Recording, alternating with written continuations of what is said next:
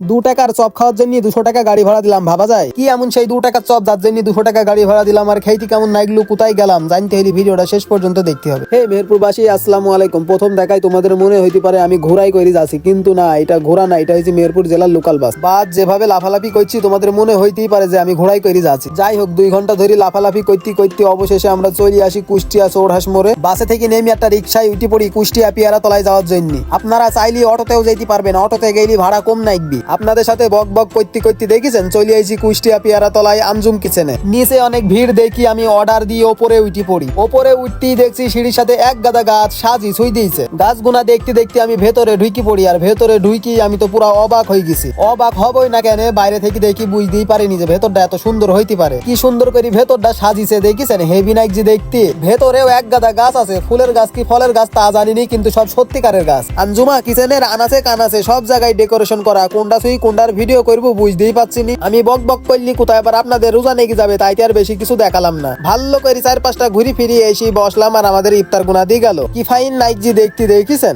আর এই হয়েছে সেই 2 টাকার চপ, কাঁচা ঝালের চপ, যেটা খাওয়ার জন্য 200 টাকা গাড়ি ভাড়া দিয়ে এইছি। তাই বলি আবার কেউ মনে করেন না শুধু কাঁচা ঝালের চপ দিয়ে ইফতার করতে এইছি, আরো অনেক কিছুই নিয়েছি। আঞ্জুমা কিচেনে 2 টাকা করে কাঁচা ঝালের চপ ছাড়াও পাওয়া যায় 3 টাকা করে পেঁয়াজ বড়া, 3 টাকা করে বেগুনের চপ, 3 টাকা করে আলুর চপ, 3 টাকা করে কুমড়োর চপ, 3 টাকা করে সবজির চপ, 10 টাকা করে ডিমের চপ। সস্তার সব চপ গুনা নিলাম, আরো সাথে নিলাম চিকেন শিক কাবাব আর লাল চালের ভাত। তোমাদের দেখি দরজা মনে হইলেও আমার কাছে কিন্তু লাল চালের ভাত। এই গুনার সাথে নিলাম একটা ইফতারি প্লেট, যার মধ্যে ছিল ছোলা, মুড়ি, কলা, আপেল, ক্ষীর খেজুর, জিলাপি, নাম না জানা আরো অনেক কিছু। সব বলতে গেলে আর ইফতার করা হবে না, ইফতারের সময় হয়ে গেছে, এবির খেয়েই নি। বিসমিল্লাহ বলি খেজুর দিয়ে ইফতার শুরু করলাম, আর লাল পানি দিয়ে গলা ভিজালাম। লাল পানি দেখি তোমরা আবার কেউ দুষ্টু পানি মনে করো না, আমি কিন্তু বিড়িও খাইনি। এই হয়েছে সেই কাঁচা ঝালের চপ, দেখতি তো হেভি নাইকজি, খেইতে কেমন নাইকবি আপনারাই ভাবেন। আমি খেয়েই বলছি কেমন নাইকলু। ততক্ষণে আপনারা কে কোন জায়গায় থেকে ভিডিওটা দেখছেন তাড়াতাড়ি কমেন্ট করে দেন দিনে।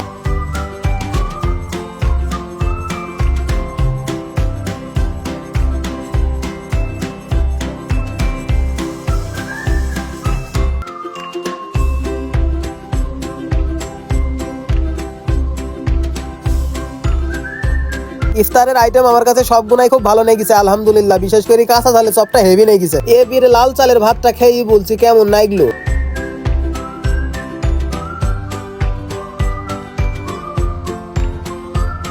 ওরে বাপুরে, লাল চালের ভাত তো মিষ্টি নাইকজি। ভাত কোনোদিন মিষ্টি হয় এটা কোনো কথা? আপনারাই বলেন। যাই হোক, লাল চালের মিষ্টি ভাত খেতে কিন্তু হেভি নাইকজি। আপনারা যদি রেটিং করতে বলেন, আমি লাল চালের ভাত আর চিকেন শিক কাবাবটাকে 10-এর মধ্যে 9 দেবো, আর ইফতারি আইটেম গুলাকে এভারেজ 10-এর মধ্যে 8। সব থেকে বেশি ভালো লেগেছে বোরহানিটা, একদম 10-এ 10। আপনারা গেলি অবশ্যই বোরহানিটা ট্রাই করে দেখবেন, হেভি নাইকবি খাইতে। এই মান আন জায়গাটা আর হেভি হেভি খাবার গুনা ঠিকানা দিয়েছে আমার বন্ধু পাপ্পু। এই আঞ্জুমা কিচেনের ঠিকানা হয়েছে কুষ্টিয়া পিয়ারা তলায়। তো আজকের মতো বাই প্রিয় কুষ্টিয়াবাসী, আপনাদের অনেক ভালোবাসি।